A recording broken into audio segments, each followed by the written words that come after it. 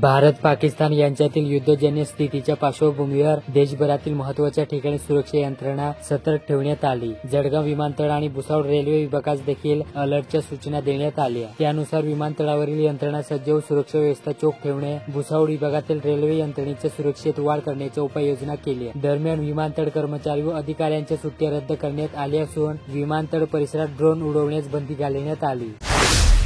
पारोळा तालुक्यातील एका गावातून अल्पवयीन तरुणी बेपत्ता झाली. ही घटना दिनांक 6 रोजी घडली. तरुणी रात्री आपल्या आई वडिलांसह झोपली होती. पहाटेच्या वेळी मुलगी घरात आढळून आली नाही. त्यानंतर वडिलांनी पारोळा पोलीस ठाण्यात मुलगी बेपत्ता झाल्याची तक्रार दिली. पुढील तपास पोलीस करीत आहेत.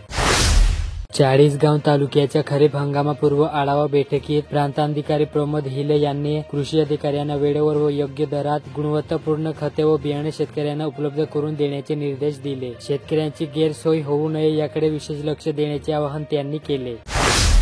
अमळनेर तालुक्यातील पिंपळे खुर्द व चिमणपुरी या गावांमध्ये माडर नदीपात्रातील गाळ काढून नाल्याचे खोलीकरण करण्यात येत आहे. लोकसहभागातून उभारण्यात आलेल्या या उपक्रमामुळे शेती आणि पिण्याच्या पाण्याचे दीर्घकालीन प्रश्न सुटण्यास मदत होणार आहे. अमळनेर तालुक्यात गेल्या काही दिवसांपासून पाण्याच्या टंचाईने त्रस्त असलेल्या अमळनेर तालुक्यातील गावांना दिलासा देणारी बाब म्हणजे अक्कलपाडा धरणातून येते 12 मे रोजी 220.20 दलक फूट इतके पाण्याचे आवर्तन सोडण्यात येणार आहे. जिल्हाधिकारी जितेंद्र पापडकर यांनी या संदर्भात आदेश निर्गमित केले आहेत. बडगाव तालुक्यात वाडे शिवारात अवकाळी पाऊस व वादळामुळे अनेक शेतकऱ्यांच्या पिकांचे नुकसान झाले. परेश पाटील यांच्या शेतातील सुमारे 300 केळीची झाडे आडवी पडून नुकसान झाले. उदयसिंग परदेशी, ईश्वर पाटील यांच्यासह अन्य शेतकऱ्यांच्या लिंबू, आंबा, मका, ज्वारी, बाजरी पिकांचेही नुकसान झाले. जामनेर तालुक्यात नगरपालिकेच्या हद्दवाढीच्या प्रस्तावाला 2 ग्रामपंचायतींनी सहमती दिली असून 4 ग्रामपंचायतींनी घेतलेल्या ग्रामसभेत विरोधात मतदान केल्याची माहिती पंचायत समितीचे विस्तार अधिकारी अशोक पालवे यांनी दिली.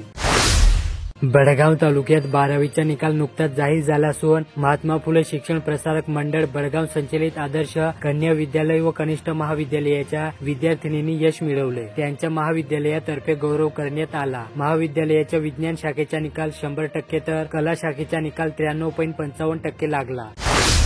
चाळीसगाव तालुक्यातील तरवाडे बुद्रुक येथे गेल्या 50 वर्षापासून श्रद्धास्थान असलेल्या सिटीआई मातेच्या नव्या मंदिराची प्राणप्रतिष्ठा मोठ्या भक्तिभावाने पार पडली. महाराष्ट्रातील विविध भागामध्ये स्थायिक असलेल्या गायकवाड कुटुंबियांच्या सहकार्यातून हे मंदिर उभारण्यात आले आहे.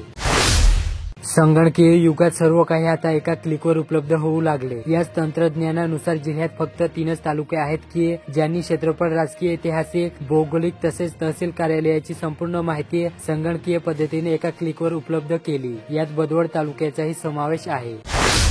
यावल तालुक्यातील बालद मंडळातील 18वल, सांगवी बुद्रुक, डोंगरकोठर, बोरखेड खुर्द, हिंगणे, चितोडा या गावातील विविध शासकीय निराधार योजनांसाठी आधार व्हेरिफिकेशन शिबिर येथे गुरुवारी पार पडले. भुसावळ शहरात रेल्वे प्रशासन व red cross society, blood bank Jalgaon यांच्या सहकार्याने एक जीवनदायी रक्तदान शिबिर शुक्रवारी आयोजित केले होते. यात 143 रेल्वे कर्मचारी व त्यांच्या कुटुंबियांनी रक्तदान केले. यावल शहरातील विविध मागण्यांसाठी उद्धव सेनेच्या वतीने शुक्रवारी पालिका कार्यालय प्रमुख संभाजी कोल्हे यांना निवेदन दिले. यावेळी पदाधिकाऱ्यांनी त्यांच्याशी चर्चा केली.